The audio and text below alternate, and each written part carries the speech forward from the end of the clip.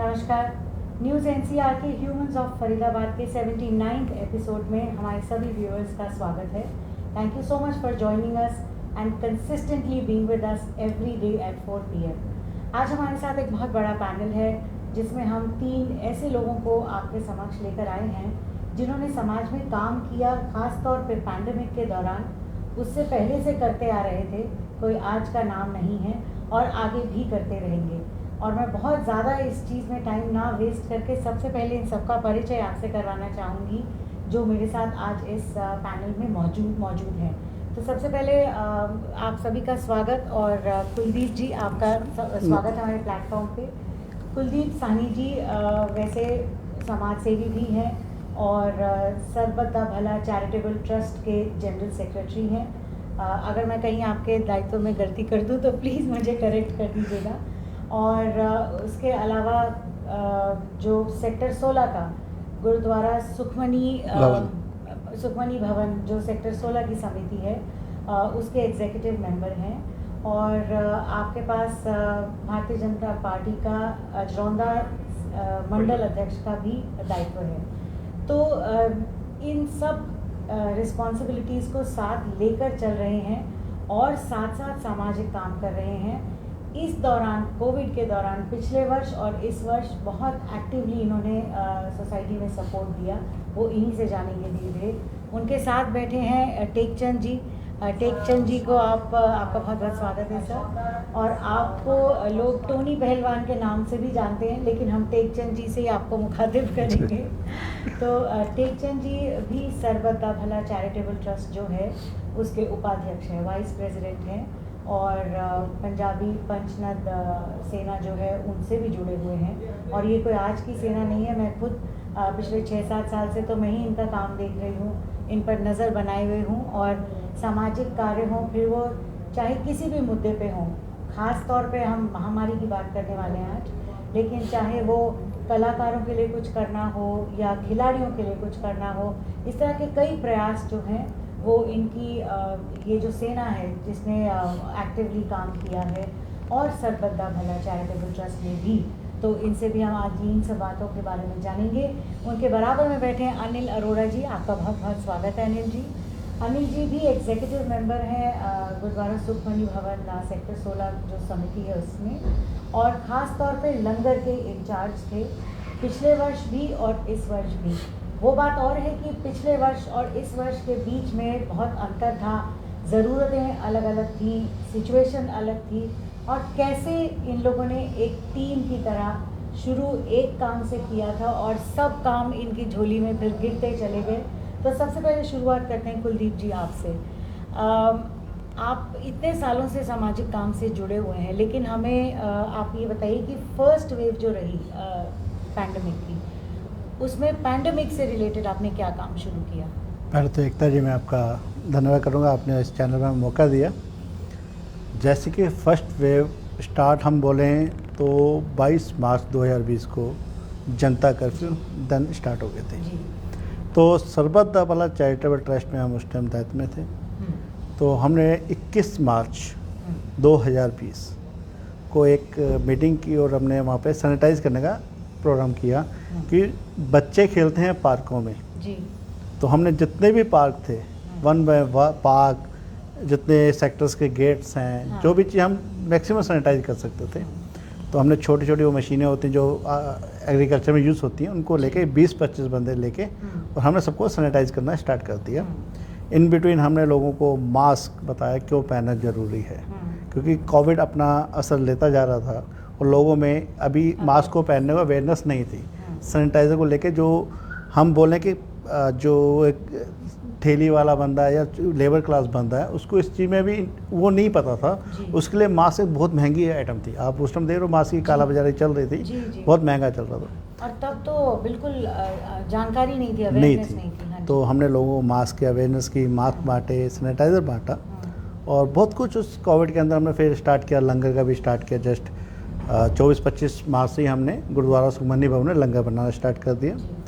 वहाँ से हमने एटलीस्ट हम 2500 बंदों को डेली बना, डेली हम लगभग 2500 बंदों का डेली बना हुआ खाना, कभी वैरायटी ऑफ फूड्स, कभी कुछ तो कभी ये कुछ। कौन से लोग थे? वो लेबर जो पलायन कर रही थी या जिनका काम खत्म हो गया था वो यहीं रहने वाले देखिए थे? स्टार्ट हमारा फोकस चलता था जो लेबर जो प्लान कर रही थी, और उसके बीच में हमारे कोई ऐसे भाई बंधु भी थे जो डेली वेजेस पे काम कर रहे थे, हाँ जी। और अगर 3-4 दिन उन्होंने कुछ काम नहीं किया, उनके घरों में कुछ खाने की दिक्कत आ चुकी थी, जाहिर है, हाँ। और उनको भी हमने देना शुरू किया। हाँ। और being a Bharatiya Janata party मंडल अध्यक्ष, हमें जी। ऊपर से भी आदेश थे।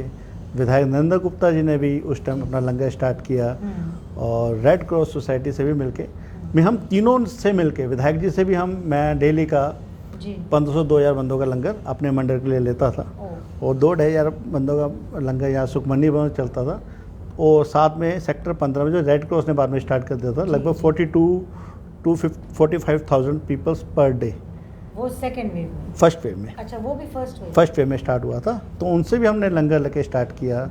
इन बिटवीन में हमने लोगों को सूखा राशन बांटा, कहना नहीं चाहिए, कुछ को इन कैश में मदद की, जैसे छोटे बच्चे हैं, दूध नहीं है उनके पास, प्रॉब्लम जाहिर है, है, राशन के अलावा और भी चीज़, क्योंकि खाली राशन से नहीं होता, गैस भी चाहिए, मिट्टी का तेल भी चाहिए, बिल्कुल। बनाना भी पड़ेगा। हाँ। तो जितना हो सका हमने पूरी टीम ने मिलके बहुत अच्छा इनिशिएटिव लिया। हमने जगह जगह फिर बीच बीच में सैनिटाइज भी करते रहे। जी पार्टी से सपोर्ट रहा, उनसे भी काफ़ी कुछ हमें मिला, मास्क, सैनिटाइजर, नंबर ऑफ अब याद नहीं हमने कितना बांटा, बहुत अच्छा बांटा जी। इन लैक्स, और बहुत अच्छा लोगों ने उसका बेनिफिट लिया। बेनिफिट क्या बोलेंगे, वो हमारी ड्यूटी थी, हमारा फ़र्ज़ था, हमारी मॉरल ड्यूटी थी। अगर आप सक्षम हो, आप किसी की मदद कर सकते हो, आप फिज़िकली स्ट्रांग हो, आपको करनी चाहिए। ये हमारी संस्कृति में ही है। अगर हम देखे जाएं तो स्टार्टिंग से ही जितने भी बंदे, जितना भलाई का काम, जितने भी सोशल, जितने लोग इंडिया के अंदर इस कामों में आगे आए, सबके सहयोग से चलता है। आपके सहयोग से भी चलता है, आप मीडिया में लेके आते हो, आगे बात पहुंचाते हो, तो लोग इससे इम्प्रेस होकर, मोटिवेट होकर आगे आते हैं। बिल्कुल बिल्कुल। मैं ये बात ख़ास तौर से कहना चाहूँगी, हमसे कई व्यूअर्स ये पूछते भी हैं और उनके मैसेजेस भी आते हैं कि जब हम एक पैनल में बैठे होते हैं तो हम उचित दूरी भी नहीं रख पाते और मास्क भी नहीं लगे होते। तो मैं आप सबको ये बताना चाहती हूँ कि लाइव होने से पहले तक हम मास्क पहने होते हैं, लेकिन आपके लिए इन सब के चेहरे देखना इसीलिए ज़रूरी है कि पहली बात तो हम इन ह्यूमंस ऑफ फरीदाबाद को पहचान जाएं। हमारे लिए ये बहुत ज़रूरी है कि हम उन लोगों के चेहरे दिखाएं जिन्होंने समाज के लिए काम किया, पहले भी कर रहे थे और आगे भी करने वाले हैं। और ईश्वर ना करे कि हमें इस तरह का समय दोबारा देखना पड़े, but you must know that who are those people who are always there to help you.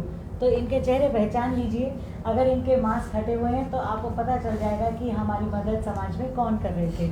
आपने ठीक बात कही कुलदीप जी। मैं आपके पास आती हूँ टेकचंद जी। आप जैसे कई पहलुओं पे काम करते आए हैं इससे पहले भी, केवल पैंडमिक के दौरान ही नहीं, तो अलग अलग लोगों से मदद मिलती थी। किस प्रकार की मदद आपको सबसे ज़्यादा चाहिए रही और आपने वो कहाँ से जुटाई? देखिए, पहले तो आपका धन्यवाद करना चाहूँगा जी मैं। जैसा कि आपको मालूम है, बिना टीम के कोई भी काम नहीं होता जी। तो वैसे तो हमारी संस्था है सरबत दा भला चैरिटेबल ट्रस्ट, उसके चेयरमैन है हमारे चुन्नीलाल चोपड़ा जी। हाँ जी। और अध्यक्ष हैं हमारे दिनेश छाबड़ा जी।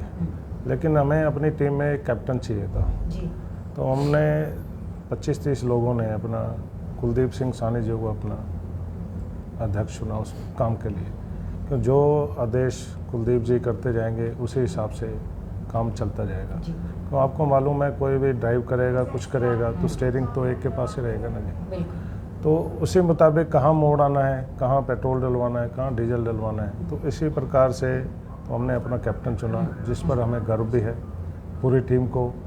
और मेरे ख्याल है काफ़ी लोगों ने हमसे सीखा भी है और हमने भी सीखा है।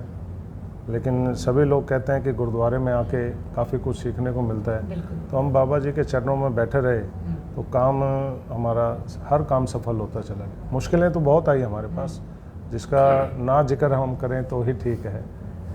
नहीं, पर फिर भी थोड़ा सा बताइए कि कैसा एक्सपीरियंस था, क्योंकि सब कुछ मतलब मुझे ऐसा लगता है लोग भूल गए हैं। बड़ी छोटी सी मेमोरी होती है लोगों की, तो भूल जाते हैं हम किस तकलीफ से निकले हैं। वो समय याद करके आंखों में आंसू आ जाते हैं हमें। वो समय ऐसा था कि बता भी नहीं सकते। लोगों को जब सामने आते थे आंसू होते थे, मैं गोदी में उठाया होता था, बुज़ुर्गों को, महिलाएं भी होती थी, जेंट्स, बहन बेटी, मतलब सभी लोग उसमें थे, हर तरह के लोग पीड़ित थे उस समय।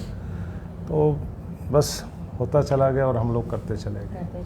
हाँ जी, बिल्कुल सही कहा आपने। अनिल जी, आपके पास लंगर का दायित्व था, रिस्पॉन्सिबिलिटी थी पहले, जो पहला कोविड का अटैक रहा, फर्स्ट वेव, और फिर अब सेकेंड वेव में। और हम सभी जानते हैं कि लंगर चाहे ऐसे सामने प्रत्यक्ष बैठ के खिलाना हो या तैयार करना हो, वहाँ पर सफाई और हाइजीन का बहुत ज़्यादा ध्यान रखना पड़ता है। अगर आप सेवादार हैं तो लंगर तो लोग मास्क हटाकर ही खाते हैं, तो सबसे रिस्की काम होता है, उसको कैसे आपने मैनेज किया? थोड़ा सा उस बारे में हमें जानकारी दीजिए। जब पहले तो आपके चैनल का धन्यवाद कि आपने हमको रिकॉग्नाइज किया और बुलाया, वी फील वेरी प्राउड। और जब पहले आया था कोविड सेशन, तब हमने लंगर को स्टार्ट किया। मैंने कुलदीप जी को फ़ोन किया, तो मैंने कहा ऐसे ऐसे हो रहा है, प्रवासी जा रहे हैं जी, तो हमें कुछ देना चाहिए, लंगर वगैरह करना चाहिए, बिकॉज आई एम लुकिंग लंगर सारा कुछ। जी जी। तो बोला कैसे करोगे, कोविड लॉकडाउन आ रहा है सारा कुछ। मैं कहा मैं खुद बनाऊंगा अभी चल के, कैटर नहीं आ रहा, कोई नहीं, हम खुद बनाएंगे। तो मैं गया, हमने स्टार्ट किया, राइस से खिचड़ी बनाई, और जैसे प्रवासी जा रहे थे तो हमने उसको डिस्ट्रीब्यूट कर दिया और जी एक क्लिप बना के वायरल भी कर दी।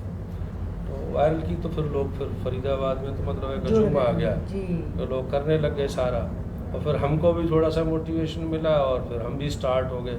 हालांकि एक फियर बड़ा था कोविड का सारा जो था उस टाइम, जाहिर है, और वो तो हाँ, फर्स्ट वेव थी। हाँ, तो सबको मास्क लगा के रखना, ये सब कुछ करना, और सेवादारों को भी बचा के रखना। हाँ, ओके, गुरुद्वारा भी चल रहा था छोटा बहुत उस टीम टाइम। को कुछ हो जाएगा तो। हाँ, तो वो सारी प्रिकॉशन को लेके हम धीरे धीरे करते जा रहे थे उस पहले उसमें, और चल रहा था लंगर बड़े उससे सब जगह। फिर हमने क्या करा, हम दूर दूर जाएं, बस्तियों में बांटें, टाइम बहुत लग रहा था।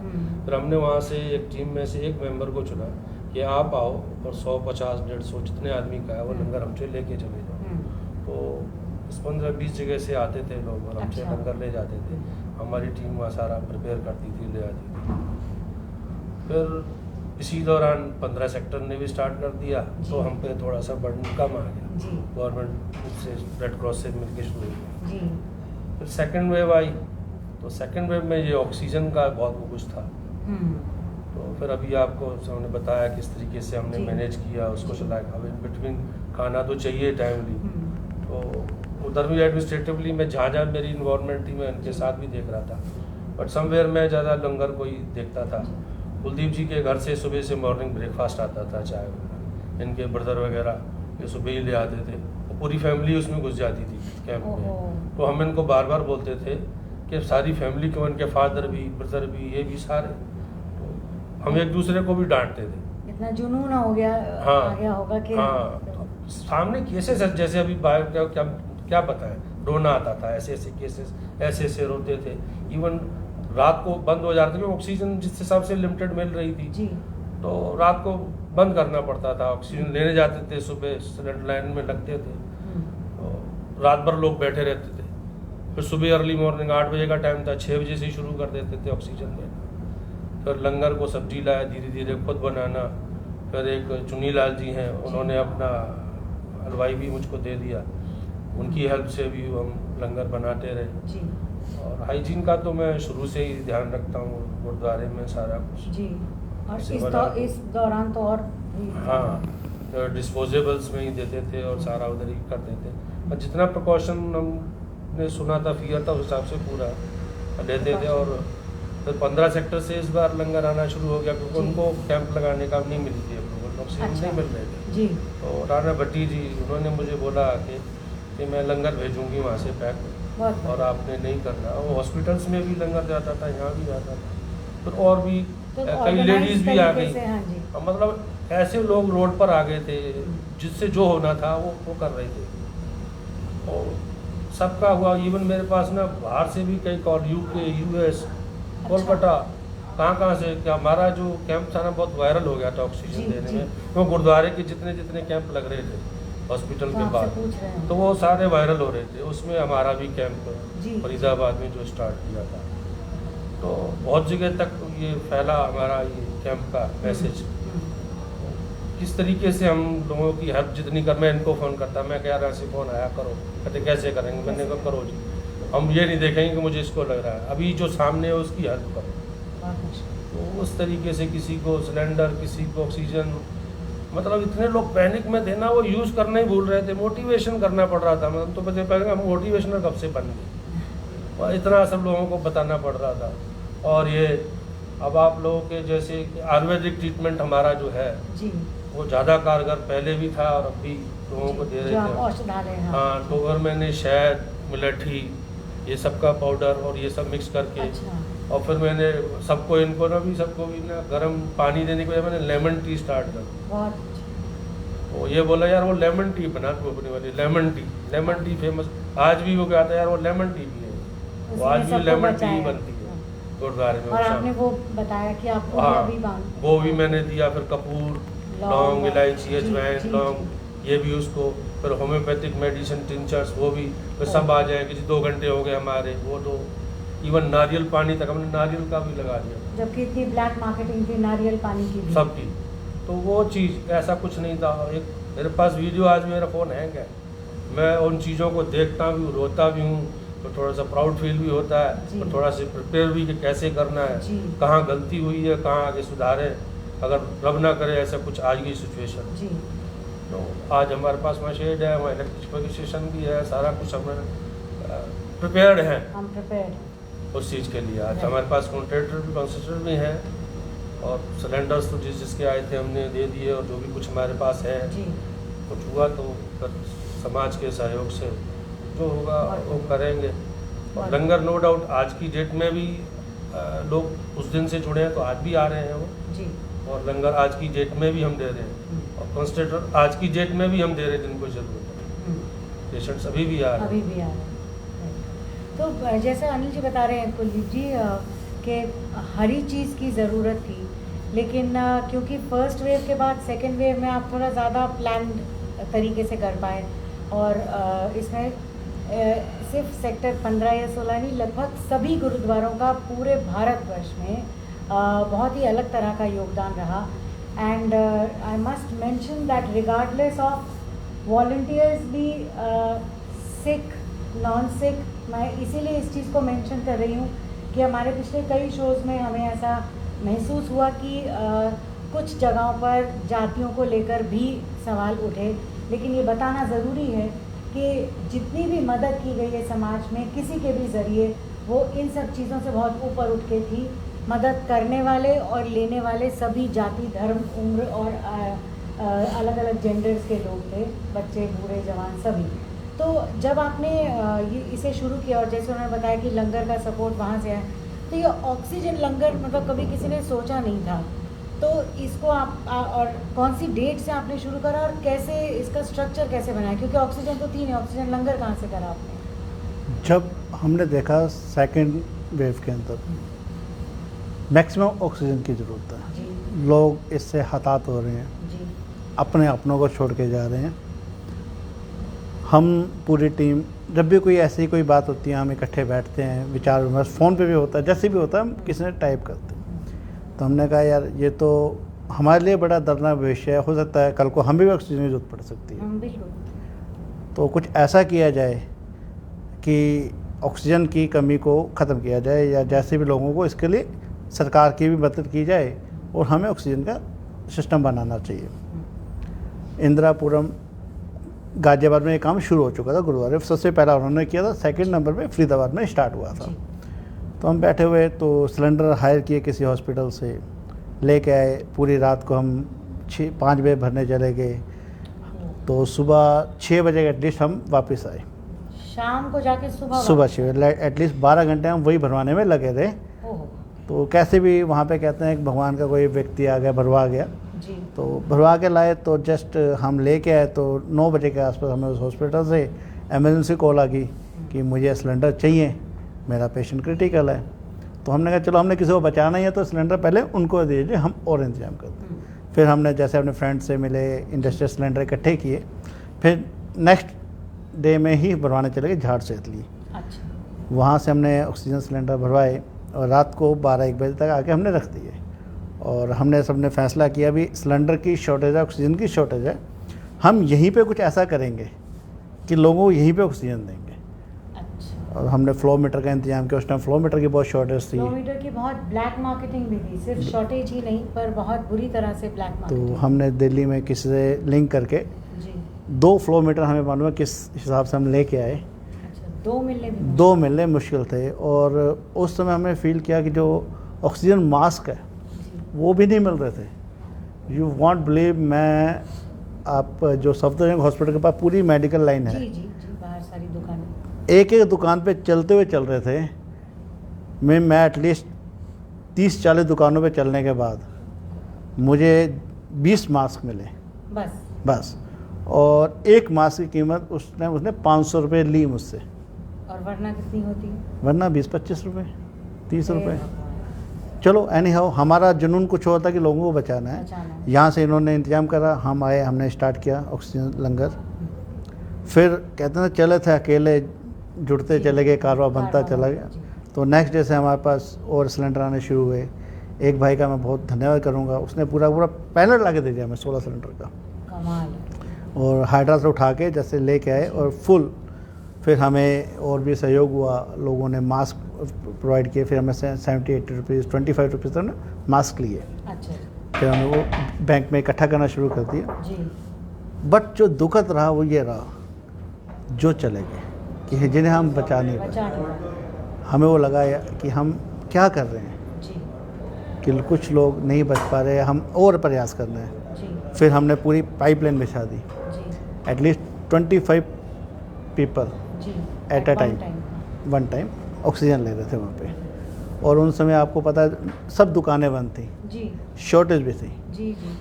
तो अनिल जी हो गए, टोनी भैया हो गए, और तेजिंदर जी हो गए, सोडी जी हो गए, रिंकू जी हो गए, पूरी हमारी टीम है, चुन्नी लाल, जितने छापड़े, इसका पूरा वो रहा हमारा एक टीम वर्क है। देखिए अकेले में कुछ नहीं कर अकेले सकता, नहीं, जी जी। पूरी टीम वर्क है। सब ने अपना अपना लिया। अब वो हमारे में एक सरबजीत जी, वो टेक्निकली बड़े साउंड हैं, उन्होंने कहा भी एक फ्लो मीटर को कैसे तामझाम जोड़ के बनाया जाए। जी। फिर हमें एक एज ए सर्जन मिल गए, हमने एटलीस्ट कोविड के अंदर एटलीस्ट 80 to 90 फ्लो मीटर लोगों को दिए, फ्री में दिए। कि नहीं था, फ्री में दिए। उनसे कहा जब तुम्हारा ख़त्म हो जाए, काम दे जाए ना, कुछ देंगे कुछ नहीं देंगे। रेंच प्लास उसकी बड़ी शॉर्टेज थी, आगे फ्लो मीटर भी है, सिलेंडर भी है, जी, अब आप आम खोलोगे तौर पे कैसे? किसी के पास घर में नहीं। वो नहीं था, क्योंकि हार्डवेयर सब बंद थे। उसका इंतजाम किया, हे भगवान। लोगों को मास्क दिए। हमारे बीच में ये अनिल जी ने बहुत मेहनत की, टोनी भैया ने भी बीच में जा के लोगों को मास्क लगाना, कि एक कोविड पेशेंट है, उसके घर वाले उसको नहीं टच कर रहे, जी। बट उससे जाके ऑक्सीजन चेक करनी है, मास्क लगाना है। पूरा सहयोग में, पूरा फरीदाबाद की एक एक बंदे का मैं सहयोग का वो मैं धन्यवाद करूँगा। किसी ने हमें मोटिवेट किया, किसी ने हमें सिलेंडर दिए। अजय गौड़ जी ने हमें 5 कंसंट्रेटर दिए। बहुत बढ़िया। 5 उस टाइम कंसंट्रेटर भी बहुत मुश्किल थे। जी, मिल नहीं रहे थे, ऑनलाइन भी नहीं मिल रहे थे। और जो बड़े बड़े ब्रांड्स हैं उन्होंने भी ये मेंशन किया हुआ था कि या तो आउट ऑफ स्टॉक थे या 15 डेज में हाँ, डिलीवरी थी। वो तो तब 15 तक डेज का तो हमें 15 मिनट्स वेट करना मुश्किल था। कुछ बैट्स भी आए, जी। तो चलता चला गया। बट वो जो मंजर सामने आता ना, इवन कहीं हॉस्पिटल से कहते थे ऑक्सीजन नहीं है, अब वहाँ जाके उनको वो लगाइए और वहाँ पे वो ठीक हो जाएगा। और जब कुछ बंदे जो चले गए, जिन्होंने ये हाथ जोड़ के हमसे कह रहे हैं कि हमें हमारे फादर की अंतिम यात्रा सुखद जाने दो। 25 सैचुरेशन आ रहा है, ऑक्सीजन सबने निकाल दिया है, हॉस्पिटल ने निकाल दिया, तो ठीक है, एक रिलीफ स्टेट से लगाओ भाई। हम क्या कहते हैं जी, बंदा कम से कम अंतिम जो यात्रा है ना वो सुखद ले तड़प के ना जाए। जी जी जी। कुछ ऐसे भी हैं जिनको हमने ऑक्सीजन दी, जिनको हॉस्पिटल ने डिनाई कर दिया, तुम्हारा ऑक्सीजन सिचुएशन कम आ रहा है, हम एडमिशन नहीं देंगे। और ऐसा बोलते, तुम 2 डॉटर्स हैं उनकी ग्रीन फील्ड में है, कि तुम घर जाओ, इनकी सेवा करो, भगवान जो करेगा बढ़िया है। ओहो। वो हमारे पास रोते हुए आए, भाई साहब ने सब ने ऑक्सीजन दी उनको। फिर ऑक्सीजन थोड़ा उठा के हॉस्पिटल एडमिट हुए, आज वो बिल्कुल ठीक है। मेरी उनसे कल भी बात हुई है, तो जब भी कोई होती है उनसे, और भी 5-7 बंदे जिनको हमने उस टाइम किया जो अब आज ठीक हैं, या जिन्होंने लास्ट मंजर शुक्र गुजारे थे, वो काल था एक, हाँ जी हाँ। वो बहुत मुश्किल था। तो जो सम्मान से गए। जहाँ सम्मान से गए, तो उसके लिए मैं सभी का बहुत दिल से थैंक्स भी करूँगा। जो चले गए उनको तो मैं हमेशा उनकी याद रहेगी जी कि ठीक है, कहीं ना कहीं हमारे में कमी रहा। नील जी ने बताया कि हम वो देखते रहे, हम सोचा कि इसको कैसे आगे ठीक करना है। भगवान ना करे थर्ड वेव आती है जी तो हो सकता है हम और देखें कैसे क्या जरूरत पड़ती है। जी। जैसे उस अभी तो यही नहीं जानकारी कि थर्ड वेव में चाहिए किस चीज़ पर प्रभाव रहेगा और किस चीज़ की आवश्यकता रहेगी। तो आपने बात की लोगों ने मदद की, तो मैं टेकचंद जी आपसे जानना चाहूँगी कि लोगों का तो सहयोग रहा और कहते भी हैं और हमने पढ़ा भी है अखबारों में, हम जानते भी हैं कि जिस तरह से फरीदाबाद के लोग इकट्ठे हुए और उन्होंने मिलके इस चीज़ का सामना किया, वहीं पुलिस और प्रशासन का एक बहुत इम्पॉर्टेंट रोल होता है हर शहर में। अपने शहर के लेवल पे लॉ एंड ऑर्डर मेंटेन करना और इस तरह की इमरजेंसी सर्विसेज में पार्टिसिपेट करना, अगर शहर के लोग ना करते तो। आप हमें ये बताइए कि प्रशासन और पुलिस का सहयोग रहा या नहीं रहा, या कितना रहा, और क्या इससे बेहतर हो सकता था? प्रशासन का इस बार सहयोग बहुत बड़ा रहा। जैसे पिछली दफ़ा बहुत सख्ती थी, जी इस बार हमारी मीटिंग थी वर्चुअल तरीके से, अपना सीपी साहब के साथ मीटिंग भी हुई थी। जी तो उसमें सीपी साहब को मैंने खुद कहते हुए भी सुना। उसमें उन्होंने कहा था किसी को कुछ कहना नहीं है, सिर्फ डंडा दिखाना है, मारना नहीं है डंडा। चाहे आपको 10 बार बोलना पड़े, चाहे 20 बार बोलना पड़े, मारना नहीं है किसी को भी। प्रशासन का बहुत बड़ा सहयोग रहा, तो प्रशासन ने इतनी सख्ती नहीं की थी। ठीक है, डर होना भी ज़रूरी चाहिए था, क्यों लोग बाग कमी थी लोगों की कि मास्क भी नहीं लगाते थे, तो कम से कम पुलिस वालों को देख के मास्क लगा लेते थे। जी। तो प्रशासन का बहुत बड़ा सहयोग रहा, प्रशासन का भी थैंक्स करना चाहेंगे। तो जब सीपी साहब के साथ जुड़े थे तो हमने सारी बातें उन्हीं से सीखा, भाई कैसे चलना है। तो हमारा भी मनोबल बढ़ता था, भाई डरते भी थे, हम लोग भी डरते थे भाई बाहर निकल रहे हैं। तो पिछली बार हमारे को एसडीएम साहब ने पास जारी किए थे जी। तो उस बिना पे हम जाते थे बाहर, तो इस बार हमें पास नहीं मिले थे। तो प्रशासन डीसी साहब के यहाँ से हमें आदेश हुआ था भाई आप लोग सेवा करिए, प्रशासन आपके साथ है। तो उनकी वजह से ही हम लोग भी बाहर निकल पाए, तो बीच में लोगों के बीच पहुंच पाए। और जनता का बहुत बड़ा सहयोग रहा कि जनता ने हमें साथ दिया हमारा, तभी हम लोग आगे तक पहुंच पाए। जनता का अगर साथ नहीं होता तो हम भी शायद वहां तक नहीं पहुंच पाते।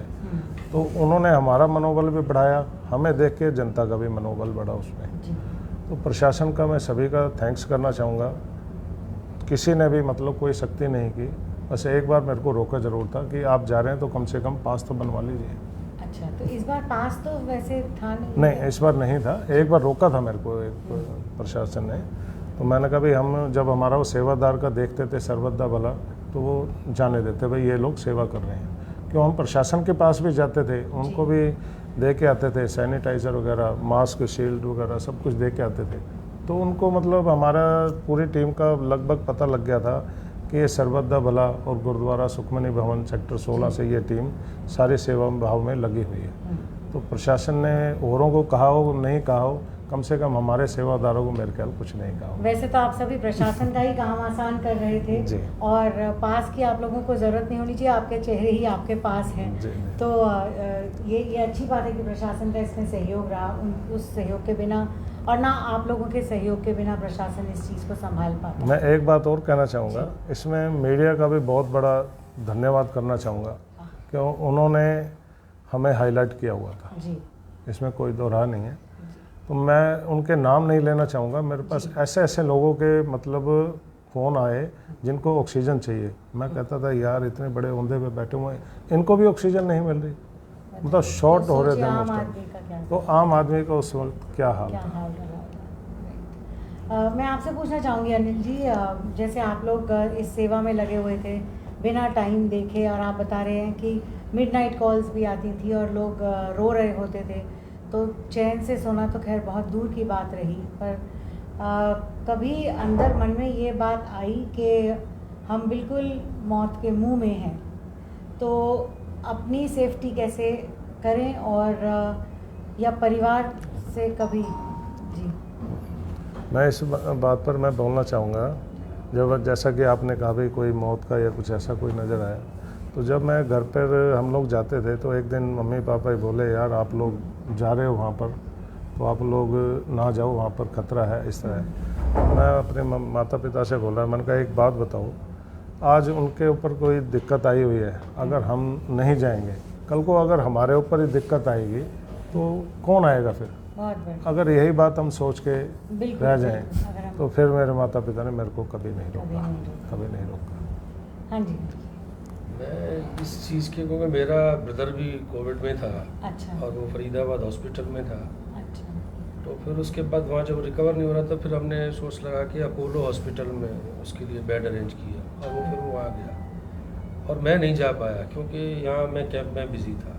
मेरा वाइफ और मेरा लड़का मेरे साथ, मैं सुबह ही निकल जाता था और रात को ही हम जिस टाइम भी हो घर पहुँचते थे, क्योंकि सिचुएशन वहाँ इस टाइम ऐसी थी कि हम अपना, हमारे आंखों में आंसू थे वो अंदर ही थे, हम पी जाते थे लोगों की प्रॉब्लम्स को देख के। सामने हमारे इतना बड़ा हॉस्पिटल था, हाँ। जब हमारा कैंप लगा था सबसे पहला पेशेंट हॉस्पिटल से ही आया था अरे बाप रे। और वहाँ से नहीं मिल रहे थे किसी को, सब वहीं जी। से आते थे और उसके पास सब कुछ है, एम्बुलेंस में है, मेरा गैस ख़त्म हो गई, मुझे गैस दे दो। हमने कहा चलो अपने सिलेंडर से, हमने उसको सिलेंडर ही दे दिया, इस तरीके के जैसी भी होगा वापस दे जाना, और तो प्रोविज़न था नहीं। अब सामने पेशेंट बैठा क्या करे, कैसे? हमारी आपस में वो हो रही, मैंने कहा सामने पड़ा दे दो सिलेंडर। तो ऐसे भी हमने वहाँ पर दिया और वो आ गए, 1-2 घंटे बाद वो सिलेंडर आ गया। कई केसेस ऐसे आए, मुझे यूके यूएस से कॉल आए, उनके रिलेटिव इधर थे, जी आपको कैंप लगा रहे हो, मेरे अच्छा। पेशेंट है। कोलकाता से मुझे फ़ोन आया कि जी वहाँ के गुरुद्वारे ने आपका नंबर दिया, कोलकाता के गुरुद्वारे, मेरे कौन जाना, वहाँ नंबर दिया। फिर मैं बोला जी, मैंने कहा ऐसा है कि मेरे पास सिलेंडर नहीं है, सामने एक हॉस्पिटल है, आपका पेशेंट कहाँ है, बल्लभगढ़ में, बेड नहीं मिल रहा, बड़े में चाहिए। फिर मैंने मेट्रो को कॉल किया, मेट्रो से मुझे पता लगा यहाँ एक सामने वाले 16 में ये है, उनको वो नंबर प्रोवाइड किया, फिर इस तरीके से दिया। फिर हमारे पास एक डेड बॉडीज़ की, जी। वो लड़के दोनों कैंप में बाहर आए, बोला मैं ये चला रहा हूँ, मैं उसको ले आया, इंट्रोड्यूस किया। मैंने कहा कैंप अब हमारे कैंप से चलेगी आपकी एम्बुलेंस आज के दिन से। मेरी फर्स्ट डे ही आ गए थे वो, गौरव खन्ना और कुलदीप वैद वगैरह, दोनों यंग बॉयज़। और मैंने देखा कोई हेल्प, कोई हाथ नहीं लगाता था डेड बॉडीज जी को, जी जी। और वो करते थे। इवन एक फैमिली ऐसी आई, और वो कोविड भी नहीं था, बट उसको लगा कि प्रॉब्लम है ऑक्सीजन, वो आ गया कैंप में, ऑक्सीजन ली, देन फिर उसके बाद अच्छा। वो जा रहा है तो हाथ नहीं लगा रहे शिफ्ट करने को अपने उसको, फैमिली को भी। फिर बोले जी मेरे को ड्रॉप करवा दो घर, मेरे पास ड्राइवर नहीं है। मैंने अपना भाई जी को भेजा, एक को वो छोड़ के आया, फिर वो वहाँ से रिक्शा करके ऐसे आया। मतलब इस तरह की भी रिक्वेस्ट आती थी लोगों भाई से। इवन वो कोई बोला जी मेरे को स्पैनर दे दो, आधी मिडनाइट को मुझे कॉल आई कि स्पैनर कहाँ से मिलेगा। फिर हमने अब हमारे भाई जी लोग रात को हमारी वजह से 10-10, 11-11 बजे सोते, सुबह अर्ली मॉर्निंग उनको 4 बजे उठना होता है, और हम उनको 2 बजे डिस्टर्ब कर देते, भाई स्पैनर दे दो कॉल। तो उस टाइम तो किसका सोना, किसका रेस्ट, क्या कब सिलेंडर लेने किसने जाना है, कितनी देर का।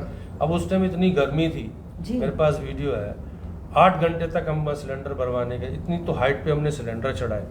एक हमारा young genetic energetic boy Gaurav Khanna, Gaurav Bhatia NIT से, आज भी कल भी अभी हमेशा आता रहता है हमारे पास। जो उसने सेवा की उस कैंप में, काबिल तारीफ थी उसकी, यंग जी, था। क्योंकि इस सेवा के लिए कोई किराए पे तो हाँ। लोग मिले नहीं। हाँ, तो ये वो तो volunteers ही। कैंप में सबको इसकी ये है, इसकी ये, मैं समझ लो ये पूरा डॉक्टर ही था वो एक तरीके से ओ, कैंप में। इसकी ये आ रही है, इसकी ये ऑक्सीजन आ रही है, वो आ रही है, वो आ रही है, आ रही है। तो कोई ऐसा वो नहीं था कि हम अपने को उस टाइम बचा। प्रोटोकॉल तो कर रहे भी रहे थे, लेकिन उस टाइम पेशेंट इतने आ रहे थे बार बार सैनिटाइज, चीज़ का बार बार होश ग्लव्स बदलना, यही कर पा रहे थे।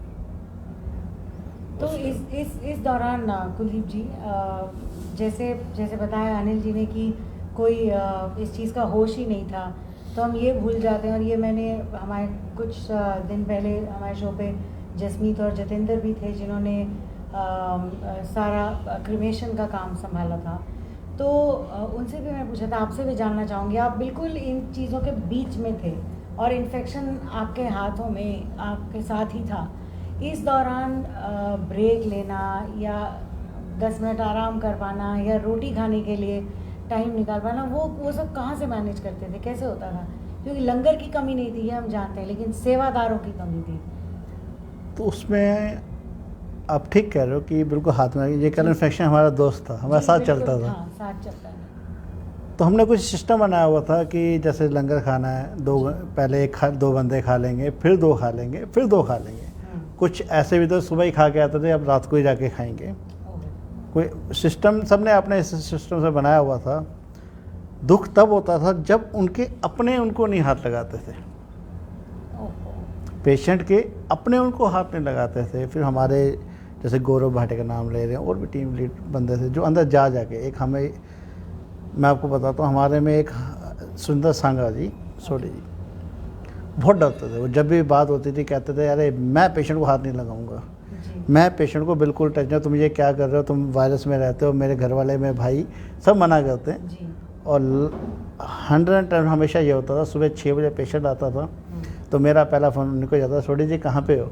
गुरुद्वारे में बाहर पेशेंट खड़ा, कहता लगा दिया ऑक्सीजन, और कितना लगाने ये भी। उस टाइप से उन्होंने भी सहयोग किया, हर बंदा देखकर, अपना। हाँ, देखकर नहीं फिर माना। खाने का जैसे था 1 बाय 1 कर लेते थे। जब बैठते हैं ना, जब काम करते हैं तो खाना भूल जाते हैं। जी, इस टीम की खासियत ये है कि ये मुझे कह रहे हैं कि मैंने आपको कैप्टन बनाया, मैं कैप्टन नहीं, मैं तो सेवादार हूँ।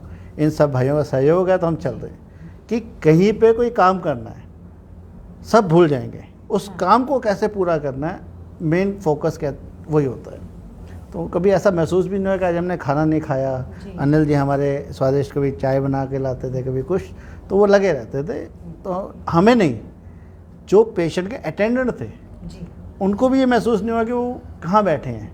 जो एक बार हमारे साथ बैठ गया, उससे बातें की, उसे मोटिवेट किया, तो वो उसने अपने आप जैसे ठीक होने को हमारे साथ आ गया। कई लोग आए, हम आपके साथ जुड़ना भी चाहते हैं, वो भी जुड़ना शुरू हुए। फिर जैसे एक ने देखा कि होरा साहब हैं, उन्होंने देखा भी लड़के बहुत अच्छी सेवा कर रहे हैं, जी, उन्होंने अपने स्कूल की बस को हमें एम्बुलेंस बना के भेज दी, बहुत बढ़िया, और जिसका ड्राइवर का खर्चा, चलने का सब उनका।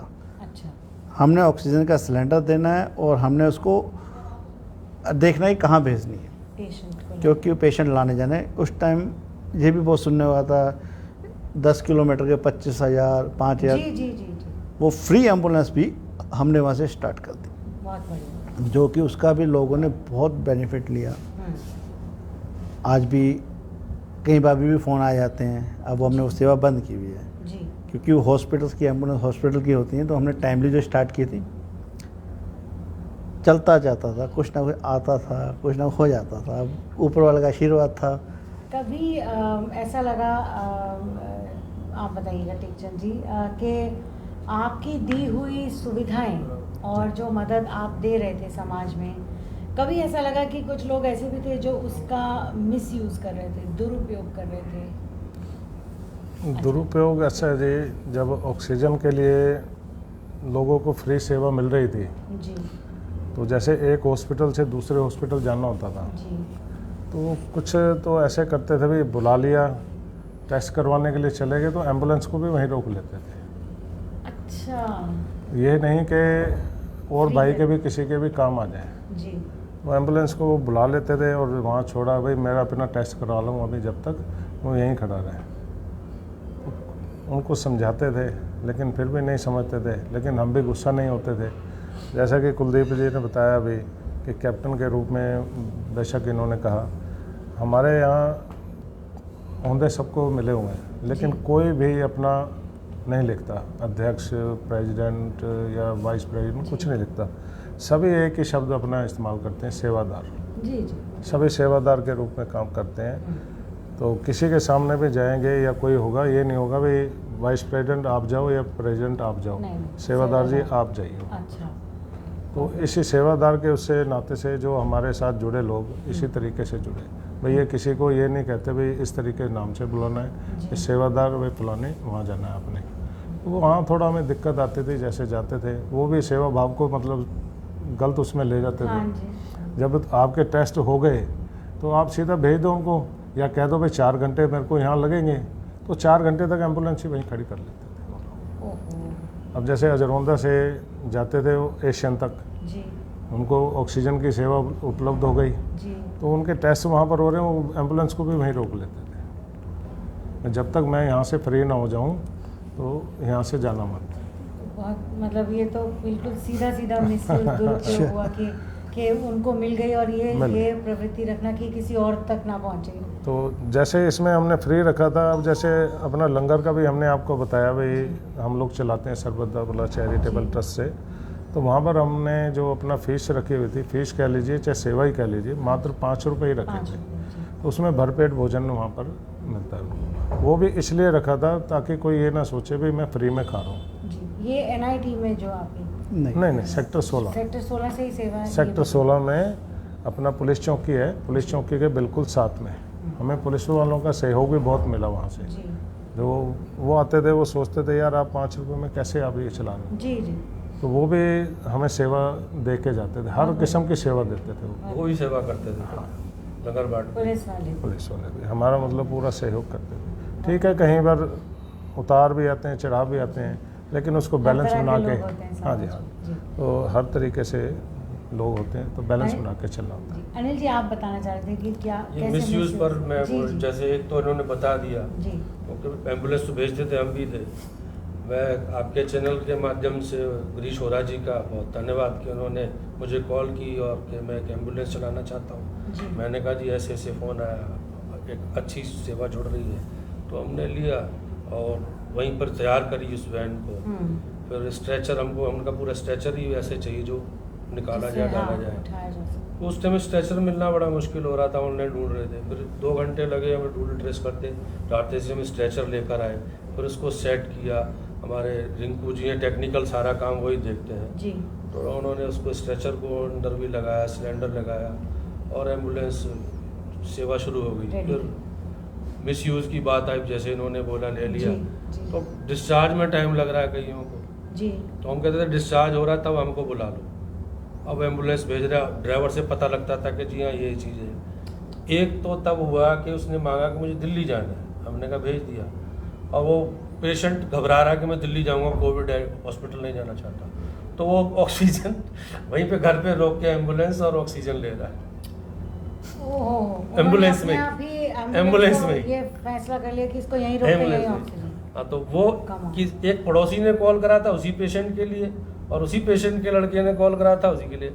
मैं बड़ा उसमें हो गया था कि एम्बुलेंस गई तो किसके लिए गई है।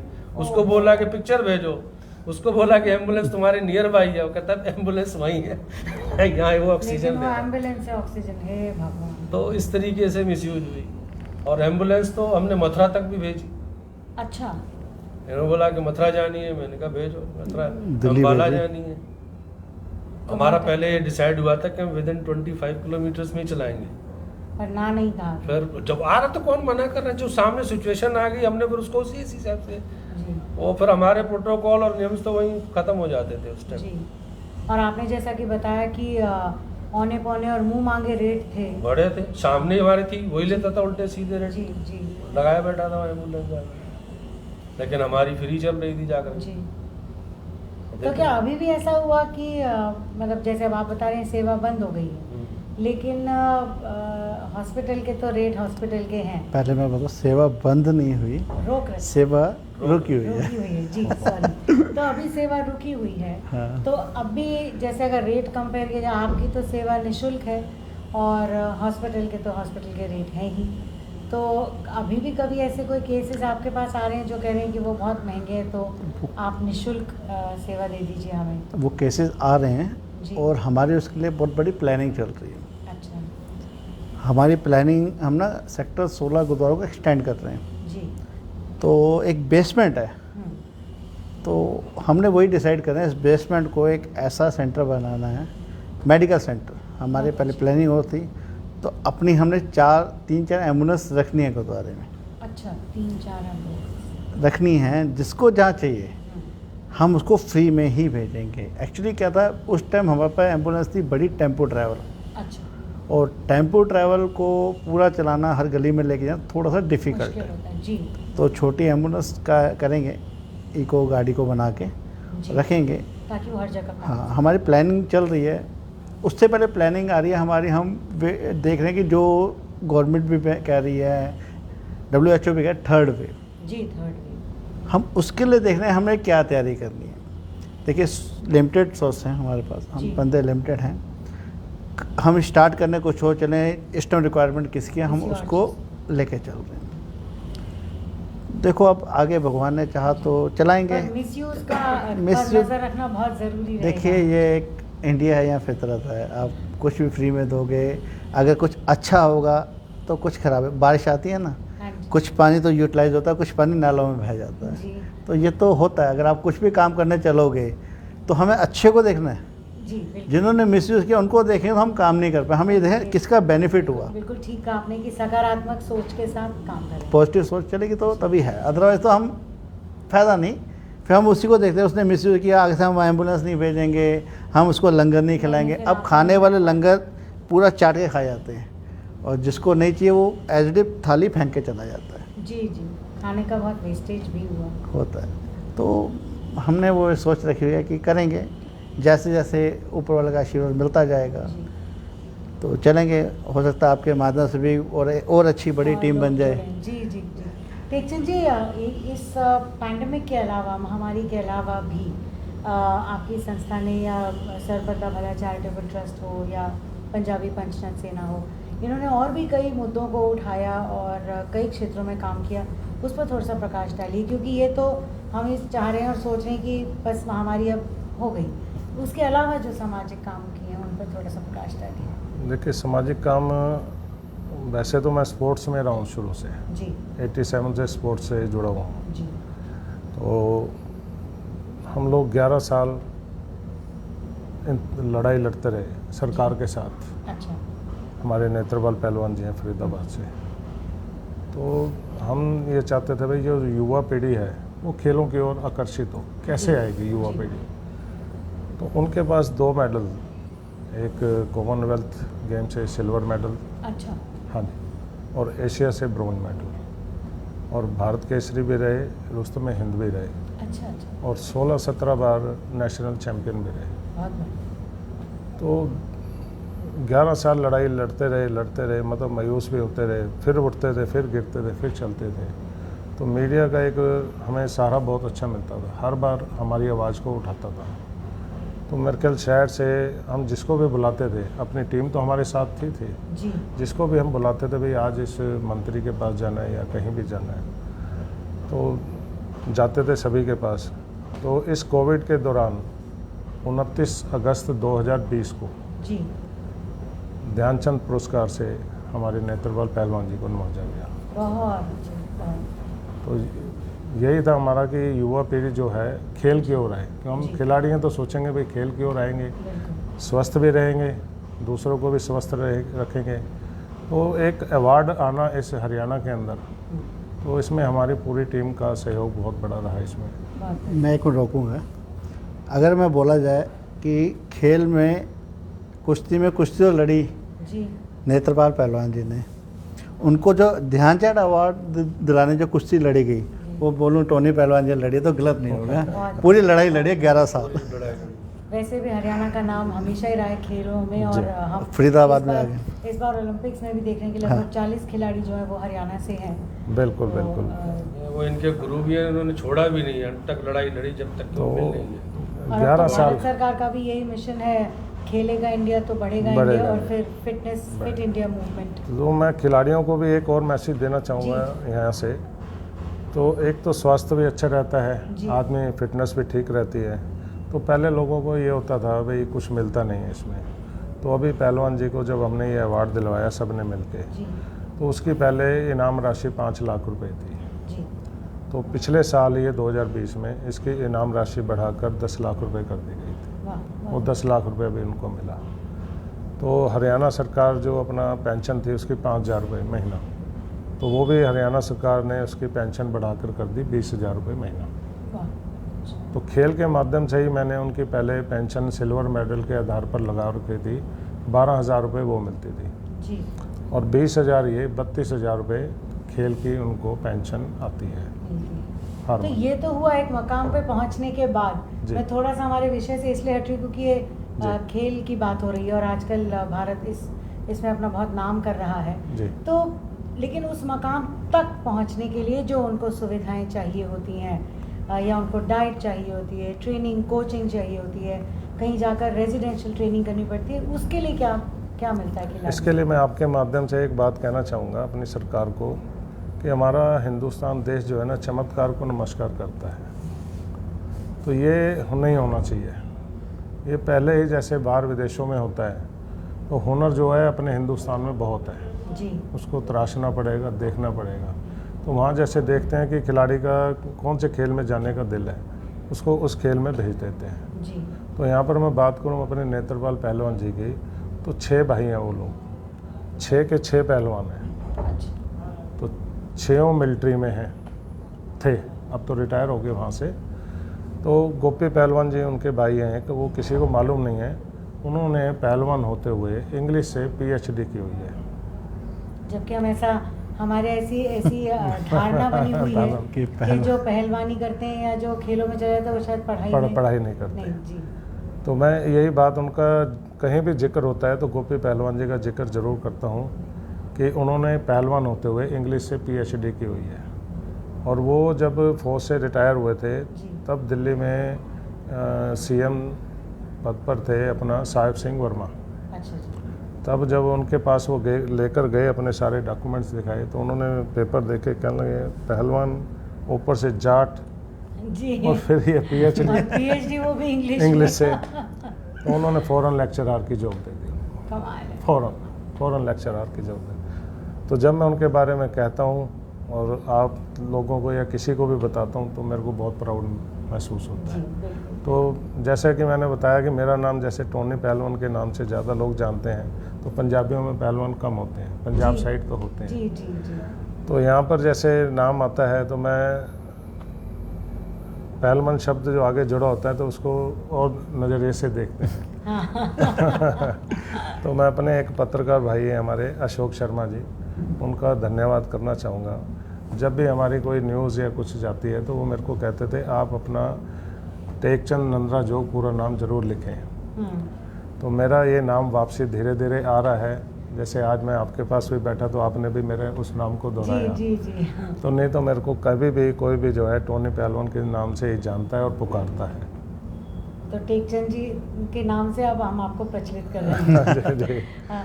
अनिल जी, आप मुझे बताइए कि अगर हम सिर्फ सेक्टर 16 गुरुद्वारा की बात करें तो ऐसा हमारी जानकारी में है कि अलग अलग गुरुद्वारों में इस तरह की प्रतियोगिताएं, और एक आम दिनों में जब ये सब मुसीबतें नहीं थी तो चाहे वो गतका हो या वो मलखम्ब या शायद वो इस तरह के कई स्पोर्ट्स होते हैं जो बच्चों को सिखाए जाते हैं, तो क्या सेक्टर 16 गुरुद्वारे से भी इस तरह का कुछ सिखाया जाता है बच्चों को या पढ़ाया जाता है? सिखिज्म में एक गतका करके स्पोर्ट्स होता था। वो गतका की जो 2 एक टीमें हैं, एक जवाहर कॉलोनी से है और एक 5 नंबर से। अच्छा।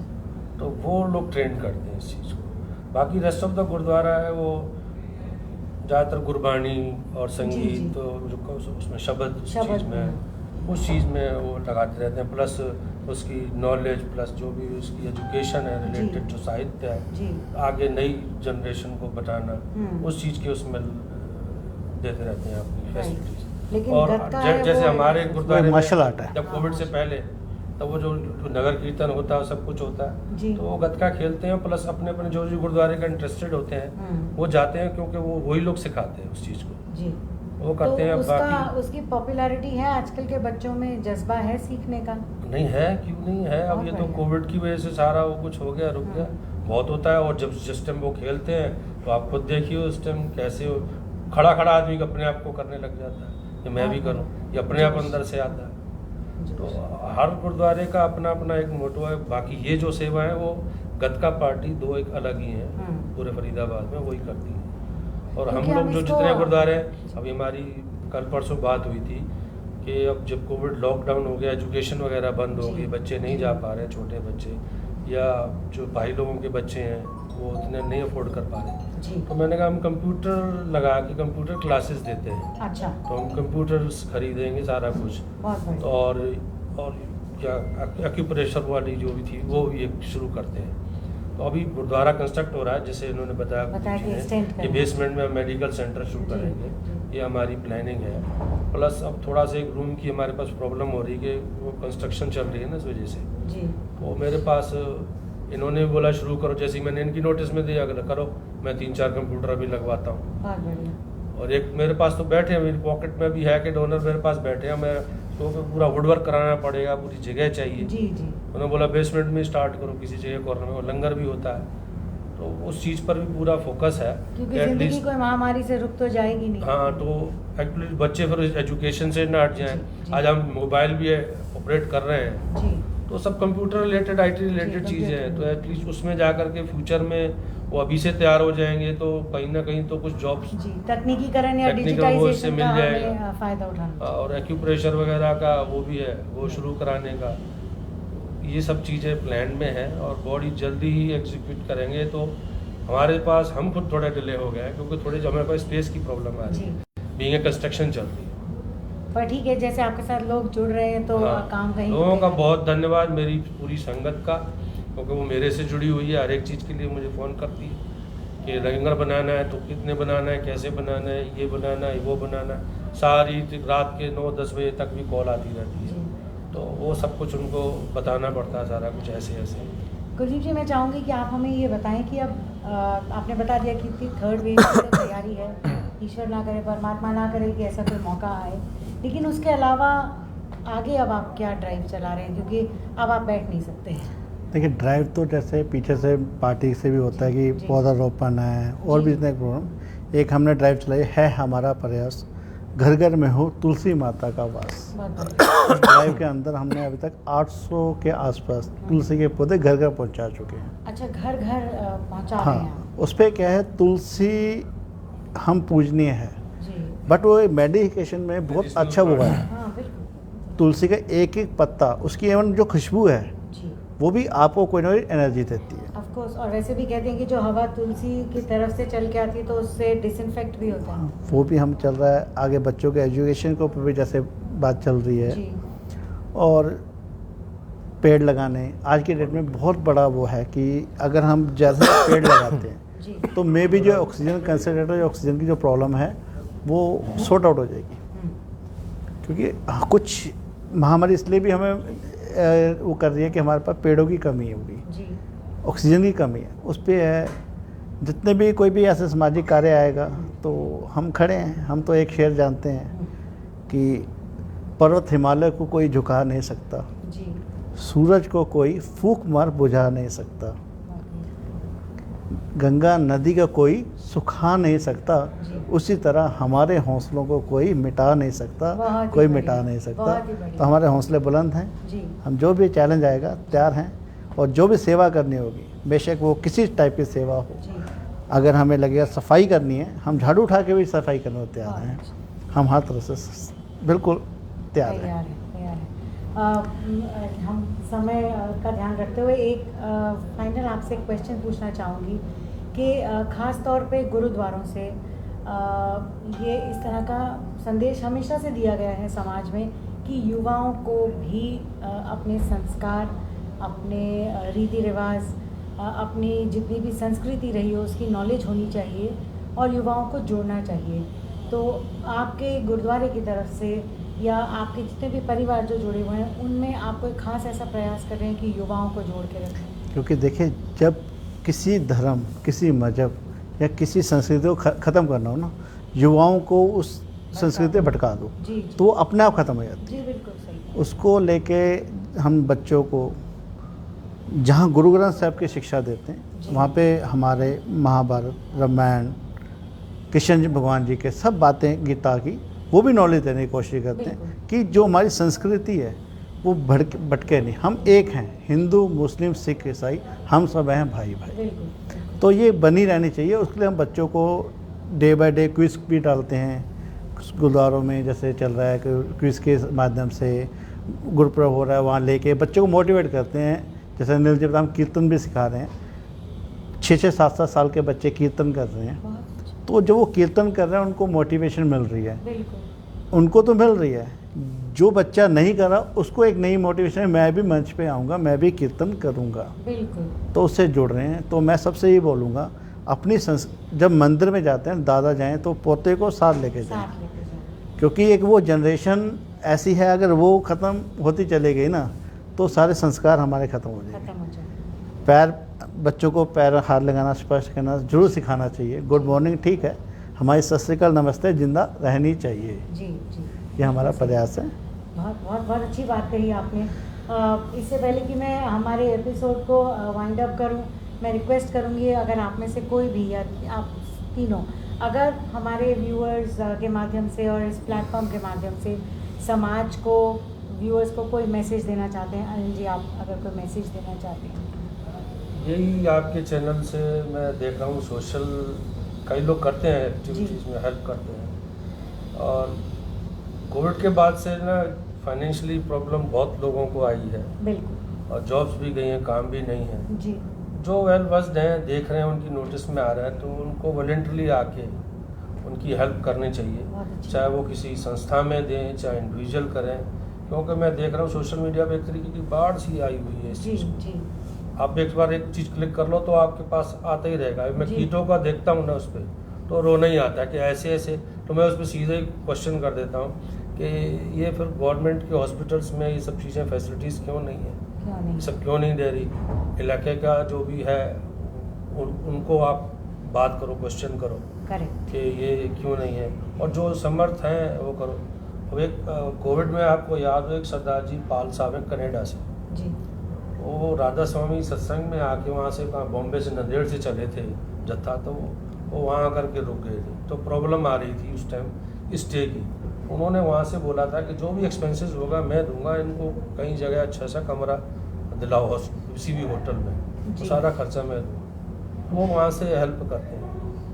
तो आज मैंने जब देखा एक पंजाब में एक लड़की का जो देखो वायरल हो रही है, उसका घर बनाया है सारा कुछ, ऐसे ही एक और का भी आया, तो मैंने वो उसको शेयर कर दिया उसमें। जो ऐसे ऐसे लोग हैं आगे समाज के आगे करते हैं, वो ऐसे लोगों को आके समाज एक की दूसरे की मदद वो करें। हाँ, ये करनी बहुत- चाहिए। और संस्थाओं में जहाँ भी वो देखना चाहते हैं कि यहाँ हो रही है तो वो करें। हमारे साथ जैसे हमने कैंप लगाया, बहुत लोगों ने आगे आके हमें किया। जी आज महाशिवरात्रि है। जी, मैं आपके चैनल के माध्यम से आपको भी श्रावण महाशिवरात्रि की जी, श्रावण सभी को बहुत बहुत जी, बधाई देता हूँ। जी। धन्यवाद। अपनी ह्यूमैनिटी को ज़िंदा रखो, लोगों से प्यार करो, वायरस से नफ़रत मत करो। कोई ऐसा बंदा जो किसी भी ग्रस्त है जी। उससे प्यार करो, उसकी मदद करो। मैं आपके चैनल से यही कहना चाहता हूँ। बहुत बढ़िया, बहुत बढ़िया, बहुत बहुत सिंपल सरल भाषा में हमारे तीनों गेस्ट ने पैनल पे इस बात का मैसेज दिया है, ये समझाया है कि समाज से जुड़े रहिए, किसी भी तरह से समाज में लोगों की मदद करिए। जो नेगेटिव हैं उनके बोलने से मत घबराइए। अगर वो किसी तकलीफ से ग्रस्त हैं, वो उनके साथ की परिस्थिति है, तो भी आपको नहीं रुकना चाहिए, आपको आगे बढ़ते रहना चाहिए। कोविड अप्रोप्रिएट बिहेवियर अपनाते रहिए, क्योंकि अभी कोविड ख़त्म नहीं हुआ है। तीसरी वेव के लिए हम बेशक तैयार हैं, सभी कह रहे हैं कि वो तैयार हैं, लेकिन हम नहीं चाहते कि उसकी ज़रूरत पड़े किसी को भी। और बहुत प्रोग्रेसिव काम करने समाज में ज़रूरी हैं। एनवायरनमेंट है, खेल है, ट्रीटमेंट्स हैं, जैसे कि उन्होंने कहा, एजुकेशन है। So let's focus on all the positive things except being COVID positive. हमारे साथ जुड़े रहिए। हम कल फिर 4 बजे आपके सामने कुछ ऐसे ही गेस्ट्स को लेकर उपस्थित होंगे। आज के गेस्ट्स का बहुत बहुत धन्यवाद हमारे साथ जुड़ने के लिए, और देखते रहिए न्यूज़ NCR। नमस्कार। नमस्कार।